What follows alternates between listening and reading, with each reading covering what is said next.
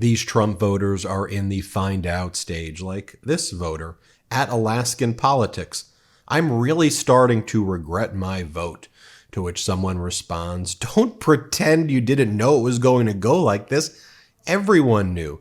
To which the Trump supporter said, but I wasn't expecting him to be anti-cancer funding. Yeah, this is who they are. By the way, Elon Musk is now turning against the far right-wing Reform Party in the UK that tried to court Musk and MAGA. Elon Musk is saying, the Reform Party needs a new leader. Farage doesn't have what it takes. As MeidasTouch says, wow, Musk just turned on Farage over, I don't even want to say the guy's name, this racist, criminal, far-right extremist who's in jail in the UK. Imagine living in a world where even Nigel Farage has more principles and common sense than Elon Musk. That's just how far right Musk has gone. Well, Musk has gone right into Mar-a-Lago, making it clear to the Trump voters where Donald Trump stands with his billionaire oligarch overlord Elon Musk pulling his puppet strings. Nigel Farage responds to Elon Musk, well, this is a surprise. Elon is a remarkable individual, but on this, I am afraid I disagree. My view remains that the criminal, again, I don't want to say his name, is not right for reform, and I never sell out my principles. By the way, taking you back here to the United States of America, seems like all of a sudden the MAGA folk who were talking about the cyber truck blowing up in front of the Trump building in Las Vegas or the Trump Hotel in Las Vegas, they've gone awfully quiet now, haven't they? Well, because we are learning that Matthew Livelsberger, the Special Forces guy who blew up the cyber truck, well, he left behind a rant praising Donald Trump and Elon Musk and slamming Democrats. Not a lot of attention has been, right? Suspiciously silent, right? But does it shock you that when the rhetoric is such from MAGA and Trump and Musk and others, that a natural consequence is this, especially when you combine it with mental illness and PTSD? By the way, mind you, as MAGA Republicans want to take away veterans' benefits, veterans' pay, and gut the VA. So Livelsberger denounces Democrats and demands they be culled from Washington and hopes his death will serve as a kind of bell clap for a national rebirth of masculinity under the leadership of Trump, Musk, and Bobby Kennedy Jr. Awfully quiet. Seems like that's not being reported in a lot of places, eh? So one of the things that Elon Musk did as well on his social media platform, since he's been criticized and there's all of these F around and find out videos as people are saying that Donald Trump and Elon Musk has betrayed them by saying that Americans are too stupid to hold engineering jobs, that we need workers from India to replace the Americans because, as Elon Musk essentially says, like, Americans are just innately, white Americans don't have the brain power as people from India. Or as Vivek Ramaswamy says, the American culture is just one of white American culture is basically mediocrity. And so we need superior cultures to replace American workers in STEM, in areas of science, technology, engineering, and mathematics. And so you take a look at Elon Musk's new policy. And so he's changed the algorithm. He goes, algorithm tweak coming soon to promote more informational, entertaining content. We will publish 2 changes. Our goal is to maximize unregretted user seconds. Too much negativity is being pushed on this platform. He goes, too much negativity is being pushed on this platform. By who? By you, Elon. You're the master troll. You and Donald Trump are the ones who are utilizing the platform to be as negative as possible. So now he's silencing accounts, blocking accounts, removing verification, suspending accounts, if they're like critical of him and Trump, or they say mean things about them. So here's a Musk supporter and Trump supporter, Jasmine Keith. She goes, "So we were lured here for the promise of free speech. We all jumped at the opportunity to pay to support the movement that leveled the playing field. We championed Elon and welcomed him with open arms as he joined MAGA. Then we watched as account after account was demonetized, stolen subscribers, and eventually suspended. Now we're told to zone out on entertainment content and pay no attention to the man behind the curtain, only share positive content and pretend the world isn't burning down around us.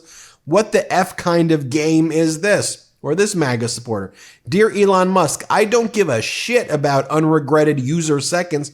If a user regrets time he spends with my post, he should take his pansy ass back to TikTok. I realize that you worry about shit like that because it affects your bottom line. So I ask you, because I must, that as the richest person in the world, and in fact the history of the world, is the bottom line of such concern for you that you throw away your free speech absolutism in order to preserve it? Guess what, JP Chamberlain, or whatever your name is? He was never a free speech absolutist. It was all a con. It was all a lie. The same way that Donald Trump said that he was going to make sure that the H-1B visa program was eliminated and it was replaced with white Americans who are going to fill these jobs. Remember, that's what Donald Trump was saying in 2020. That's what he was saying in 2016. He was saying that Americans can do these jobs.